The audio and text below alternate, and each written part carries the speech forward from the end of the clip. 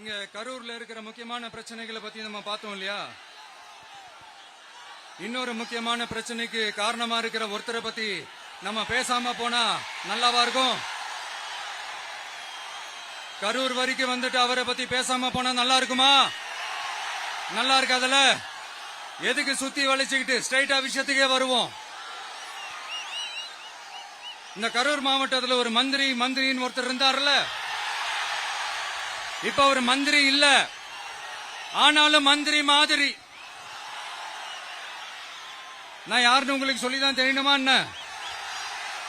ஒரு க்ளூ ஒண்ணு கொடுக்கலாமா?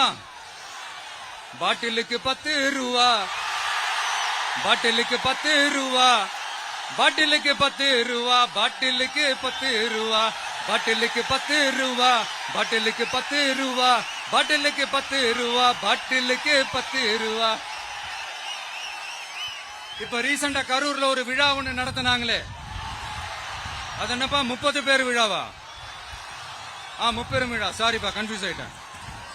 அந்த விழாவில் மாண்புமிகு சிஎம் அவர்கள் இந்த மாஜி மந்திரியை பத்தி உச்சி மேல தூக்கி வச்சு மெச்சினதெல்லாம் நம்ம காதால கேட்டோம் இல்லையா? இதே சிஎம் அவர்கள் இதே கரூருக்கு வந்தப்போ, எதிர்கட்சியா இருந்தப்போ, அந்த மாஜி மந்திரியை பத்தி என்னெல்லாம் சொன்னாரு, என்னெல்லாம் கேட்டாரு. ஐயா ஃபேக்ட் செக் நண்பர்களே, இதெல்லாம் நீங்க பெருசா ரிசர்ச் பண்ணணும்னு அவசியமே இல்ல. யூடியூப் ஓபன் பண்ணி பாருங்க, தெரிச்சிருவீங்க, மிரண்டுருவீங்க. இந்த திமுகவுக்கு இந்த மாஜி மந்திரி இப்ப என்னவா இருக்கிறாரு அப்படின்னு மக்கள் பேசிக்கிறாங்க தெரியுமா? இந்த திமுக குடும்பத்துக்கு ஊழல் பண்ற பணத்தை எல்லாம் 24x7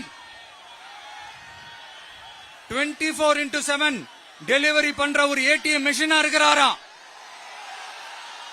அப்படின்னு நான் சொல்லுங்க, ஊருக்குள்ள பேசிக்கிறாங்க.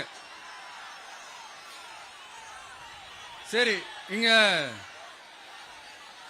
ஓகே.